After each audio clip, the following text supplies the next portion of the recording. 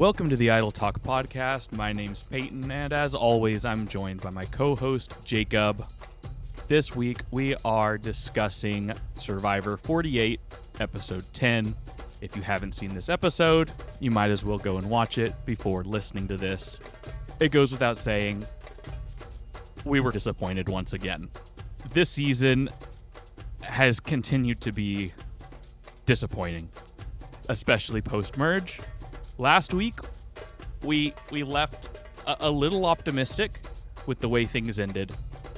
We thought maybe David leaving the game could crack things open, and there might be some maneuvering, some new gameplay, and some interesting things happen.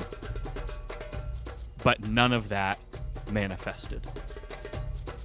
Jacob, do you think that there's any hope for this season at this point? Or do you think it's just going to be this feeling until it's over? It feels pretty cooked right now, I'm not going to lie. It does, yeah. I think that's fair. It doesn't feel great. It feels pretty bad. We had 3 all solid across the board seasons in a row. So we were due for a flop. But I was not expecting a flop this hard. A flop that in my mind is currently rivaling how bad 41 and 42 were. But bad in different ways, because 41 and 42 were really bad, like mechanic-wise. But their casts were fun. They had a lot of fun cast members. There's just no one in this cast I'm rocking with anymore. And I feel like the people who would have been most compelling got shafted in the beginning. And had some things maybe been a little bit different in the pre-merge, I feel like we could have a much better post-merge world right now. But it's very weird because everyone was talking so highly about how good the pre-merge was. And it's very weird to have a flip-flop where the pre-merge is really good and then the post-merge is really bad. That doesn't happen as much as a bad pre-merge and then a really good post-merge. Like 46 is a prime example. I really did not like the pre-merge, but the post-merge made it a really fun season for me to where it's my favorite New Era season right now. It's a weird situation to be in. It's really bad when Survivor is flopping like this, especially when it's on the heels of 50. And what we're hoping is going to be one of the best seasons in a really long time. So it's not making me optimistic for the future. Yeah, I'm definitely nervous about 50. Especially because I think that I do think a lot of what is making this season lackluster is the cast isn't really working that well together. But I don't think it's a bad cast of players. Like, the casting department didn't just take a break this time. Like, they've been solid forever. They've always been good at casting people. Maybe not always. Like, there've been some seasons that are duds in terms of casting. Like, they're not that memorable. As I'm watching through some of these early seasons, like, there are some that when I get to them, I'm like, does anyone from this season ever even return? And then I look it up just to see, and it's like, oh yeah, they returned once, and then they were out immediately, or whatever. So there have been some seasons that were not that memorable in terms of cast, but for the most part, there are really strong players throughout a cast. I think this season, it doesn't feel like they work that well together, and I think, like you said, part of that could just be attributed to interesting players going early, and that's just the way things fell.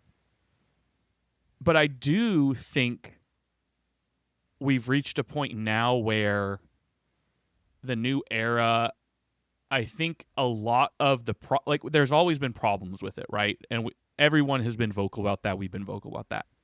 But I think a lot of these issues are starting to become very, very visible now that you have a cast that isn't carrying the season. Yes. When like, for instance, you can overlook a lot of the copy and paste monotony if you have a really compelling cast. Yeah, the cast keeps it fresh, right? I might have a hard time remembering, okay, what's the difference between 42 and 43? But I'll remember, okay, this was Gabler's season and this was Marianne's season. Mm-hmm. Those were very different seasons. And I can think back through moments, but all the moments are surrounding players. Mm-hmm. They're not surrounding because the game stays the same. But when I think about moments, I'm thinking about players. I'm thinking about when Jonathan literally carried his tribe and like carried his tribe on his back, won the challenge for them. Like, okay, that was a moment, and I can remember, and that helps me remember that season and who else was in that season. It's because of him. I don't remember what that challenge was. I just remember his part. I know there was water and he was carrying something. Mm-hmm. I don't remember anything else from it. And so it's the players that I am connecting to and remembering. And so I'm wondering if in a few years, like, how are we going to remember 48 other than we didn't really like it? I don't know what I'm going to remember from this season because I don't think there are as many like players attached to core moments for us to be able to come back and think about. And so I think it's just going to leave this being a forgotten season. Mm-hmm.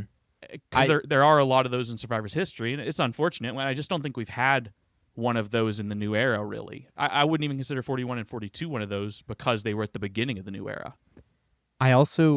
Another thing that's really been that really stuck out to me this episode was really how copy-paste the new era is. Mm-hmm. Both of these challenges were ran last season. Mm-hmm. I was like, what are we doing? Well, okay, the sandworm one was a little different, but yes. It was the same. I think the only thing was they didn't have to carry the buoy with them. Well, last time they had a ball that they had to push. Oh, they were pushing the ball. Yeah, they were pushing a ball. They didn't have a ring. It wasn't like a ring dragging a buoy that was like attached to thread. Mm-hmm. And then the rings, I don't think they had to untie them individually last time. They just had them. I think they untied all three of them at once, or they got them some other way. But I don't remember them untying one and then throwing, and then untie one and then throw, and then untie one and then throw. Mm-hmm. So, but it feels like they're testing different mechanics between the two seasons to see what they like, but they're basically the same.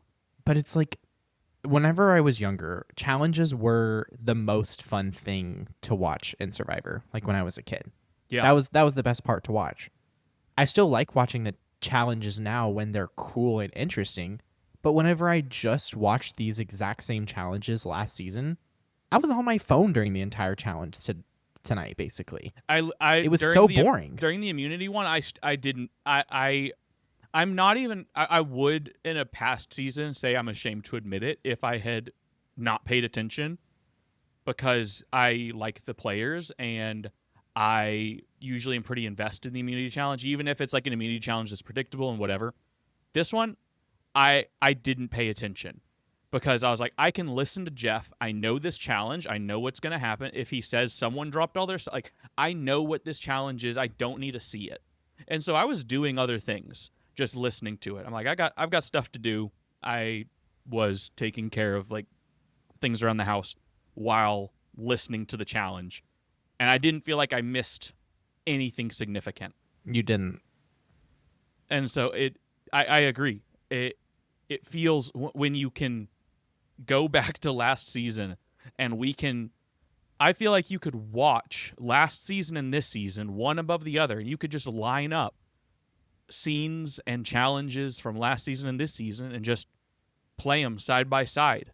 And yes, there are elements that are different, but they are so much the same that, and I know a lot of it has to do with like their production schedule and all this because they shot them both back to back, but like they shot back to back seasons forever, and it didn't always feel like this. Samoa and Heroes vs. Villains feel like completely different seasons. Granted, it's an extreme example, but they were shot back to back in the same location.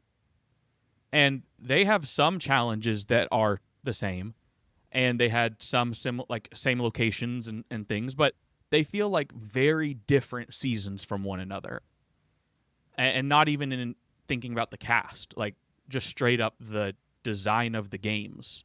Mm-hmm. And it's hard to compare them because Heroes vs. Villains obviously is its own thing, but Yeah. the challenges themselves like feel different. You can't just put them side by side and say, like, I don't think you would put them side by side and say like these are the same game Mm-hmm. in the same way that this new era is. Yeah. Here's my thought on why 48 might be not that good, and I want to see if you agree. And this is something that makes me nervous for 50. And it also is just, I mean, it's just a flaw with the new era design in general, but I think it's one of those things that has become very apparent in this season because the players aren't as interesting, so they're not carrying. But because right now they're basically voting out one person every day, right? The game is moving very fast post-merge. It's essentially one person a day until they get to the end. Whereas at the beginning of the game, it was like 3 days, vote. 2 days, vote. 2 days, vote. A day, vote. Like there was some time between votes. Whereas now it's just vote, vote, vote, vote, vote, vote, vote. I think that is probably a really big factor in why the pre-merge was so much better than the merge this season. And I can't necessarily say why that isn't the case for every other season as well. Maybe just other players, it doesn't affect them as much as these players and the way they play the game. Because these players are kind of playing it a bit more old school. But I think just literally not having time to maneuver, there is no maneuvering. Yeah. Because a vote is happening every day, why would anyone turn on their alliance? If you had 3 days between every vote, you might actually have time to build trust. But like Mitch said, I don't think, even if Joe didn't win immunity, I don't think Mitch would have voted Joe and gone to a tie. Because he said to Kamilla, he doesn't trust Star and he doesn't trust Mary. Because they both voted him the night before. If you have 3 days and you have a break and you have time for Mary and Star to build a little bit more trust with Mitch and Kamilla to work on Mitch for 2 days, 3 days, that gives you an opportunity to now sway Mitch, and maybe he does vote Joe in that scenario, or is willing to go along with a plan to vote Shaheen instead. The fact that there's only 1 day, he's never going to build trust, and so I think that's going to lead to these scenarios happening.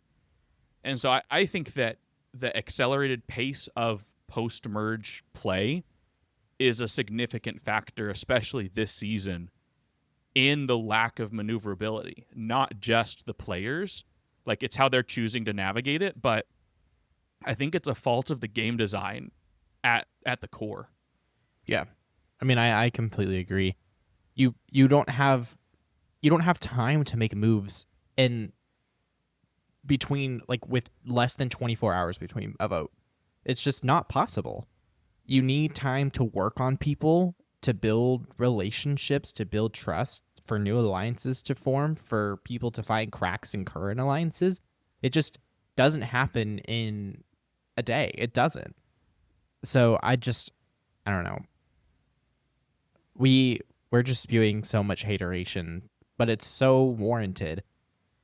And it's so frustrating. And it's the reason I haven't listened to On Fire at all this season, because I'm frustrated and I don't want to hear Jeff's propaganda. So, I didn't listen to it last week because I was just like, I don't want to hear Jeff's positive. Like, I don't want to hear his positive spin on this crappy season they're feeding us, because Jeff's obviously not getting it. And I don't know. The one thing I would like, one of the things I want to make sure we discuss is the rice negotiation. Yeah. I have my thoughts on it. I'd like to hear your thoughts on it. you had texted me during this episode that this is the first time that rice negotiations have ever been at 8 people. Previously, the lowest number of people it ever was 9 people. Yeah, at least that was the lowest number of people to accept it. I don't know. I could only find. I can pull it up. I could only find the numbers for up through 45. So I was able to find like all the times that the rice was accepted. So I don't know when they offered rice in 46 and 47. And 47, I don't remember. Anyways, but yeah, I do have for all the other seasons. I know what day it was, how many players were in the game, who chose to sat out, who won immunity, and who was booted that episode. I did find that info. So my question to you, I guess, is how do you feel that? What's your take on how the players were so quick to dismiss the rice, and they only needed 3 people, not even half, less than half, 3 out of 8, which maybe they could have negotiated to 2, but they only needed 3 out of 8 people. But what's your viewpoint of how quick they were to not even discuss getting rice, because Mitch pointed out that they only have 7 days left in the game? Like, how do you think that reflects to the new era as a whole? Yeah, I mean, I think it just comes back to the idea that the new era is there's not enough time in the new era. And I think that if you're at this point in the game, what is one more week when the whole experience isn't even 4 weeks, right? And so it's like at this point they're already more than 3/4 of the way done. So they've made it this long without rice. What's a little bit more? I think that if the merge happened earlier in terms of time, like days spent out there, not necessarily number of people, but days, like the pre-merge was a little faster and then post-merge a little slower. That way you could have the rice negotiation on like day 14, day 15, because the halfway point's day 13. I think you'd actually have people sit out, but I because at that point you have almost 2 weeks left, and rice would be really impactful, and that would fuel you a lot for the end of the game. But at this point, I kind of agree with Mitch. It's like immunity is a lot more valuable than rice. At least, especially when it's 8 people and you've got like a majority of 4. Like you're at this like crossroad of like a lot of things can happen and go down. It just seems like too small of a number, because there is room for maneuverability. Like, if 3 people sat out, like if 3 of the people in the strong alliance decided to sit out because they feel secure and safe, that signals a lot to the underdogs, how they feel, gives them fuel to go after them, and probably one of those other 4 is going to win immunity themselves. And so I think it's bad all around for anyone to sit out that challenge, whether you're on the bottom or on the top, because the numbers are so low. Mm-hmm. Yeah. I found it comical. They didn't even like debate. The whole sequence lasted like 30 seconds. It was honestly comical. Oh yeah, it was the fastest rice negotiation they've ever had. I do wonder, Shaheen said you could bring out a steak, and I would say no. I did like his rebuttal to Jeff, like, you throw twists at us, we're going to throw twists back at you. I thought that was kind of interesting. Shaheen doesn't really pull punches when he's talking to Jeff, it seems like he's pretty honest about how he feels about the game. Especially like when he said, like, I thought Jeff was going to give us time to paint our tribe flag, but that doesn't seem to matter to Jeff. He just wants us to go, and we're going to tribal council again. day after day. Like he said that in a confessional, and I applaud him for actually saying what everyone else is thinking while he's out there. I feel like if I was out there, I'd be the same way. Mm-hmm. You've got to be tactful about it because you don't want to get in their bad graces. You But don't want to get like Chrissy. shafted in the edit. yeah, you don't want to get Chrissied. But still, it is. I do wonder.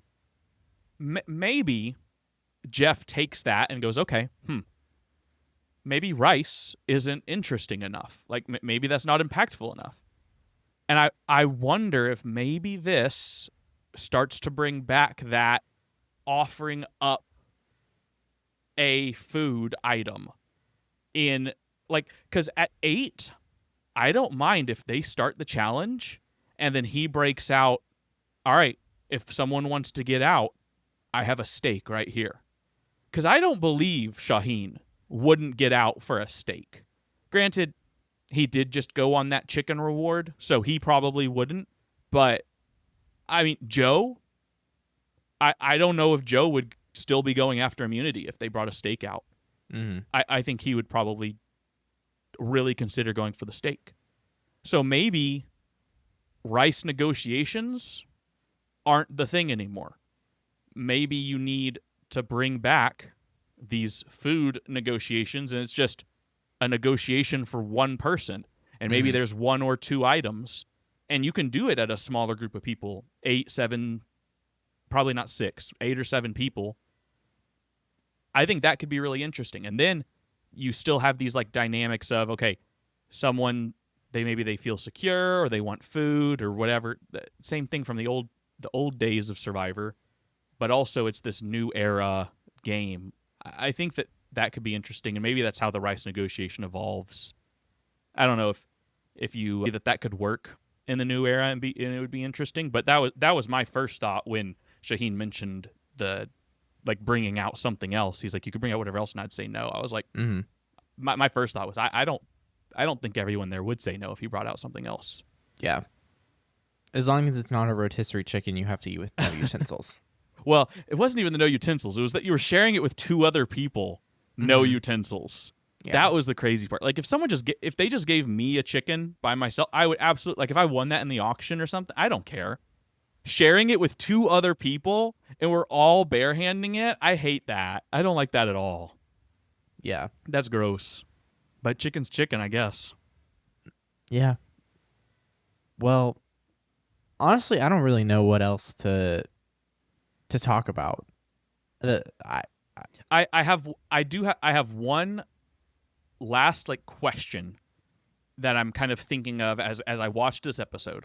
Like one sort of like, it's not really like a larger question, but it's a little bit bigger question, I guess, that kind of carries forward into other episodes. And then I think maybe I think now we do our first power ranking. Now that we're at Final 7 and we can go down and rank these last 7 players by who we think is most likely and least likely to win. And I think that would be probably a good way to end this episode. I think it's going to be a shorter episode this week just because, honestly, I don't feel like enough significant stuff happened. No, there's not a lot to talk about because nothing's happening. Yeah. At least not enough like big game-altering things. There's a lot of small things that I don't feel like are all that significant yet. So my question that I want to like pose just as like a smaller thought is, do you think that Kyle and Kamilla's secret alliance is now becoming a hindrance that it is a secret and it's disadvantageous for it to be a secret? Or do you think it is still an advantage that no one knows about it? And if it's still an advantage, how long is it advantageous for this to be a secret?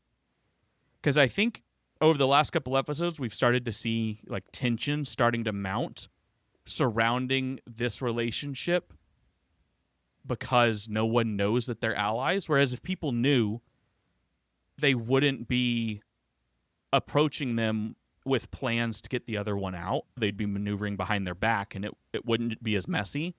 But things are getting a lot messier because no one knows. And so on one hand, they're getting a lot of information. Yeah, that's what I was going to say. I think that's the biggest advantage is the fact that they're both able to get more information that way.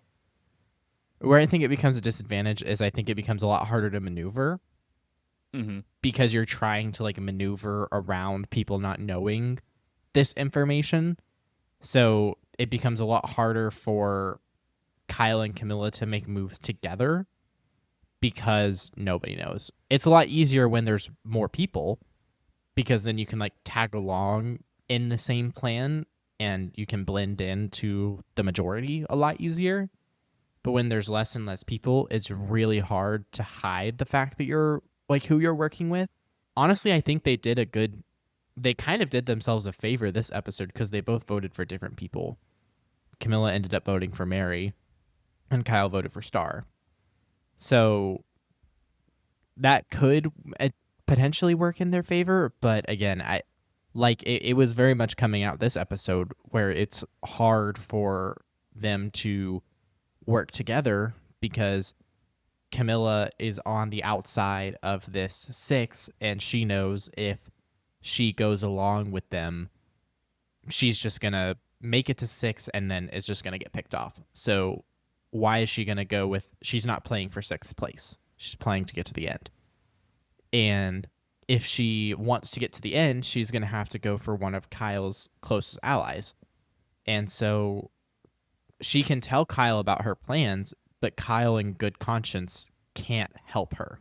He can, and I think he played it really well this episode. And I think like what he did to try and assist Kamilla was very smart playing. Yeah. Where he left Joe and Mitch and Star and Mary out of the reward to piss Mitch off and make him potentially want to side with Kamilla. Because he's fine with Joe going, he just doesn't want to be the one who gets blood on his hands in the process of doing it. So he's just trying to assist Kamilla. But I think opportunities to do that are very few and far between. He just got really lucky this episode to be able to do that. So I think there are pros and cons, but I think it is definitely starting to become more of a disadvantage that their alliance is a secret. I agree. I think it's starting to become a little bit of a disadvantage. And I would say it's becoming more of a disadvantage for Kamilla than anything. I think it's still incredibly advantageous for Kyle. But Kamilla, I think the fact that it's a secret is getting kind of shafted by that because if they make it down to final 6, the core 4 are just going to, or I guess the core 3, like Shaheen and Joe and Eva, they're just going to see Kamilla as an outsider. They're not going to see Kamilla as being integral, whereas Kyle wants to go to the end with her.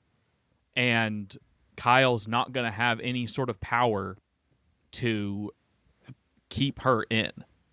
And even if they get down to 6, the way Mitch has been this whole game, Mitch plays the game safe and predictable and doesn't take risks or make big moves. And so I don't think you want Mitch there with you in your 3-3 split because I think Mitch is going to flip. And so I just don't think that you're in any sort of a position to gain leverage over those 3. And so I think that it really puts Kamilla in a bad position. And so, yeah, I don't know what's going to come of that alliance, but I foresee it's going to backfire at some point. I think it's going to blow up in one of their faces, and it feels like it's just going to come back and hurt Kamilla because Kyle's insulating himself with other allies and has been able to do that. And honestly, it feels kind of weird. I don't know if you feel the same way, but I guess it's smart that okay, they're separate and they have this like whole thing, but to me it feels weird that he is just so okay with being number ones with someone and then him being in tight with this like super majority and his number one not being in tight. Mm-hmm. And the super majority basically viewing her as Less than. like, well, not even less than, but like fifth or sixth on the like at the bottom like of the pecking order. Like they're gonna go, she's gonna go once we get down to 6. And I don't know how he can be okay with that. And I understand he doesn't want to hurt the jury by getting out Joe or something, but I think that if you want a shot at winning, I think that's your only way. Because like I don't see a route to the end with Joe in the game. Honestly, Joe's the biggest challenge threat. I legitimately don't know if there's any way for Kyle to win if Joe's in the game. Mm-hmm. Yeah, and the fact that if he and Eva are in Final Four, if either one of them wins immunity, they're taking the other to the end. Yeah. There's no reason. I mean, the only reason would be if that they wouldn't is if one of them wanted to step down and do fire to prove something or to take out someone they deemed as a threat at that point in the game. Yeah. Otherwise, they're just going to take them. Yeah, but still, like you basically know that 2 out of 3 seats are taken in the final tribal council, essentially. Yep. So why would you continue to put yourself in you have one seat? Yeah, you want to give yourself as many possible open seats in the final 3 as possible. Mm-hmm. And going with a duo is a bad move unless you're part of that duo, which is where going with Kamilla is smart. Going with Joe and Eva, not smart unless you're Joe or Eva. Mm-hmm. I think we're already talking about how the final 3 stacks up. Well, I did want to at least talk about Star real That's quick. Right. I was going to get her there. Closing remarks. I was going to say, let's talk about the final 7, but before we do that, let's talk about the 8th person to go. Yeah. I didn't like Star from her promo videos. But what we saw of her on the island, I really liked her. Yeah. And I'm really bummed that we saw so little of her because when we did see her, she was really fun. Yeah. Really funny and very entertaining. And especially the deleted scene that I sent you last episode about her going up to people and saying like, "Oh, do you have a plan for Final 3?" And if their answer is like, "I haven't thought that far," obviously they're lying to her and she's not in their Final 3 plan. I thought that's a pretty smart thing to ask people, but I'm bummed that a strategic side of her was not really shown. The only strategic side we got of her last episode was her going up to them saying, "Hey, do y'all want to do Shaheen?" Them going, "Nope," and her being like, "Okay," and that was it. Yeah. And so it's definitely a bummer how little we got to see of Star because when she was on screen, she was a star. So R.I.P. homegirl. R.I.P. Star Updates Twitter account. Hopefully you still continue to post amazing memes. You got shouted out on the CBS Instagram, so that was pretty sick. I don't know if there'll ever be another Twitter account like Starbase, but we can hope. What did you think of the Star rap scene? That was really cringe. I agree. That was really cringe. I was not rocking with the way that sequence came together. Yeah, I wasn't either. That was pretty bad. Another sequence. What did you think of the super slow-mo scene in the I also didn't like that. immunity challenge? I didn't like that. With like the bee and like flying around Joe's face. I did not like that.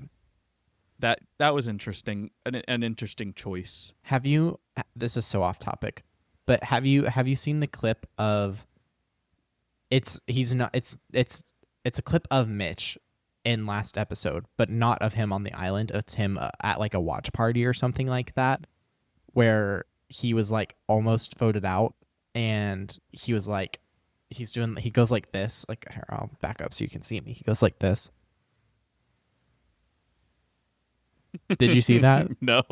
Like, hold on, look.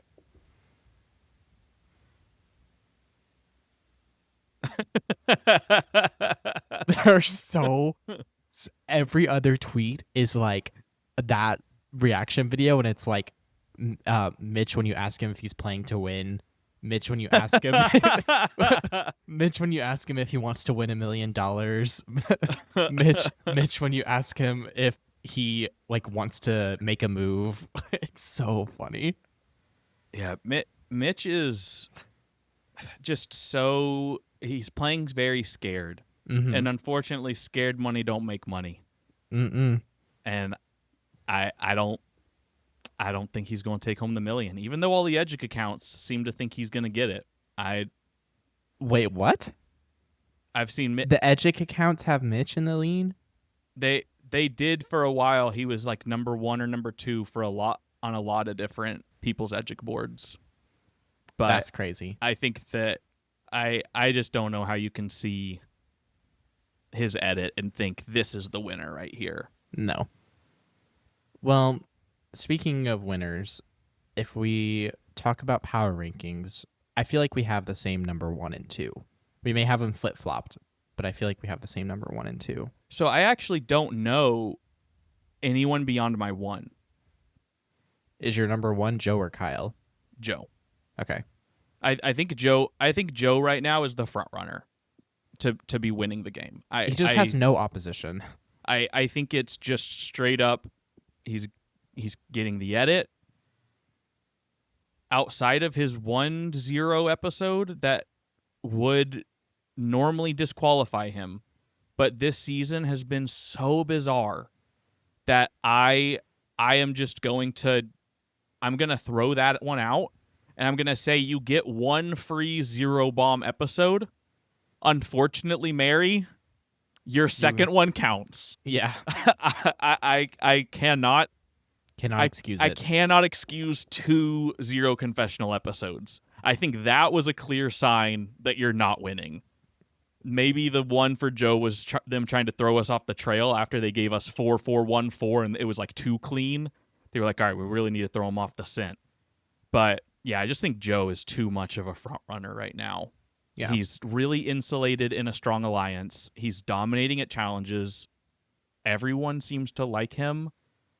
And he is the only one to have like made a move. I think people are going to view the David move as Joe's, even though like it's not really his move at all.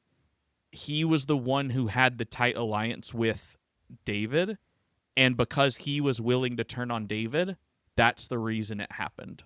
Mm-hmm. And if he doesn't want to turn on David, it doesn't go down.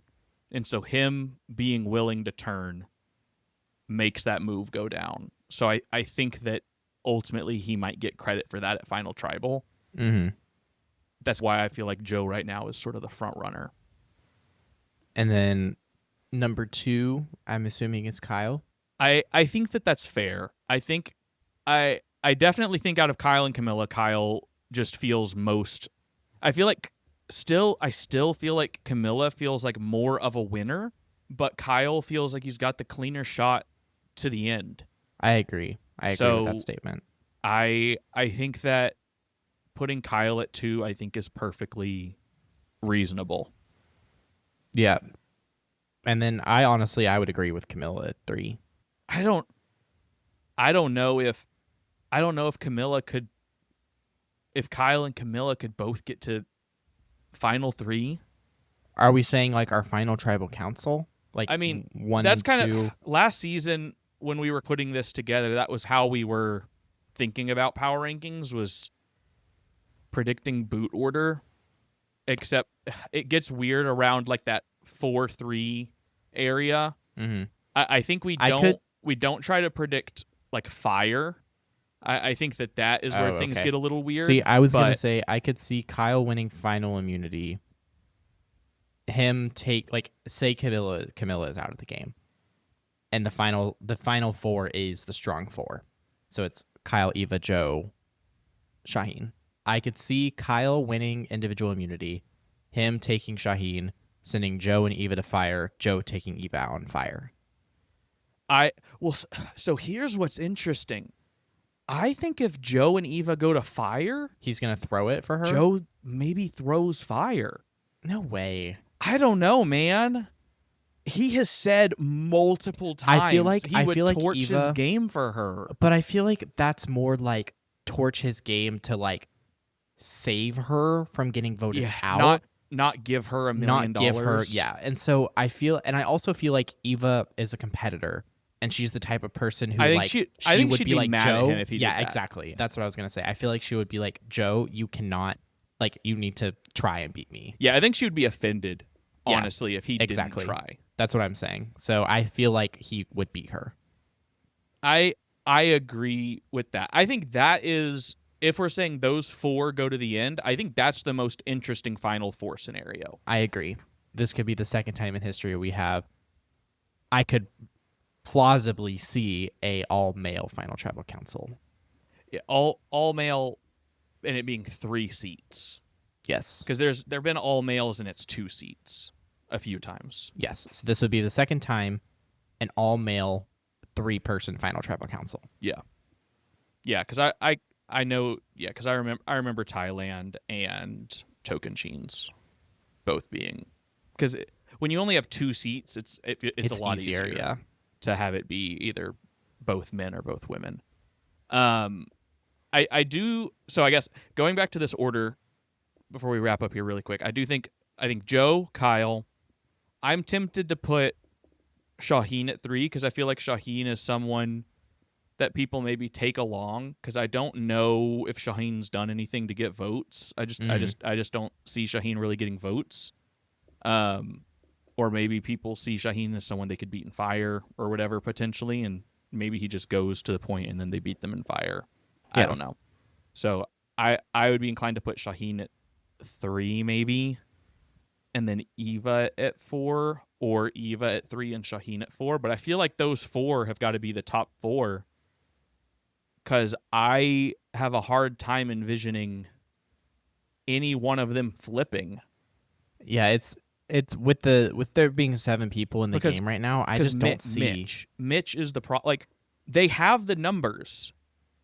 If Kyle, Mitch, Mary, and see, the good thing is Kyle's in a power Kyle, position because he's in a 4 on either side. Yeah, Kyle, Mitch, Mary, and Kamilla, right? Yeah. So Kyle, Mitch, Mary, and Kamilla could very easily get one of the other 3 out. But Kyle wants to be friends with Shaheen. Kyle wants to be best friends with Joe, and I don't. Maybe they make a move on Eva because Eva's got an idol. She hasn't. The fact that she's at Final 7 with an idol and no one's seems to have even like thought about getting her out. The fact that she's at Final 7 with an idol and a safety without power is crazy. One thing I'm wondering, why haven't we seen anyone looking for an idol on the merge beach at all? I guess they assume that there isn't one because Eva has one? I don't know. Yeah, but that was a pre-merge idol, and we know other idols were played. But they're on the beach that it was found at. I know, but it's like it's pretty common for them to re-hide something after the merge if stuff's been played. Like, I'm just surprised we haven't seen anyone looking for one. I'm sure people are, but it feels like people aren't playing, is what it feels like, the way it's coming across. The season has been a snooze. So I say pick your order for the 3 after Joe in that top 4, and then Kamilla, I think, is right on the outside of that at 5. And then you're left with Mitch and Mary. And I don't know who. I think you probably go Mitch and then Mary. Because I think people are more out to get Mary, clearly, based on the votes tonight. So that probably is how I would rank them, just looking at the list and thinking it through, which is a bummer because I would want the people, like the 6 people voted out first, the 7 people voted out first, I think would be a far better final 7. Yes. Give me a final 7 of Stephanie, Kevin, Justin, Thomas, Bianca, and Charity, and Say. That would be fire. Absolutely elite. Jeff, please reveal that this has just been Edge of Extinction this whole time. It'd be amazing. That would be a twist. That would Could be you a imagine twist. them actually doing a season with Edge of Extinction but not revealing its Edge of Extinction until the end? Yeah, they just drop one episode where they show you all the Edge Everything of that's Extinction happened. stuff. It's just like a super episode, right? Just a 2-hour episode in the middle of the season, and it's every player coming to Edge of Extinction the whole season, and then half of them go halfway through or whatever, that whole thing, or all of them but one, that whatever it is at the merge. Mm-hmm. And you keep doing that. That would actually be a really cool twist. That would be cool. Jeff, I know you listen to this. Uncle JP, I know you're listening to this. That's a cool twist. Not rolling dice to determine if you have a vote. Take notes, please. I know you've been doing this a long time, but it's starting to show. Yes. Anything else you feel like we should talk about or discuss for this episode? Honestly, we talked a lot longer than I was anticipating we would. Yeah. Well, with that, we will wrap up our recap of Survivor 48. Hopefully you enjoyed listening to this more than you enjoyed the episode. I enjoyed talking about it more than I enjoyed watching the episode, probably. It's cathartic. Yeah. So if you appreciated and enjoyed listening, we would really appreciate a rating/review. Follow us wherever you're listening to this podcast so you can stay up to date whenever we release new episodes. You can also follow us on social media on Instagram, TikTok, and Twitter @Adult Talk Podcast. And we will catch y'all in the next one.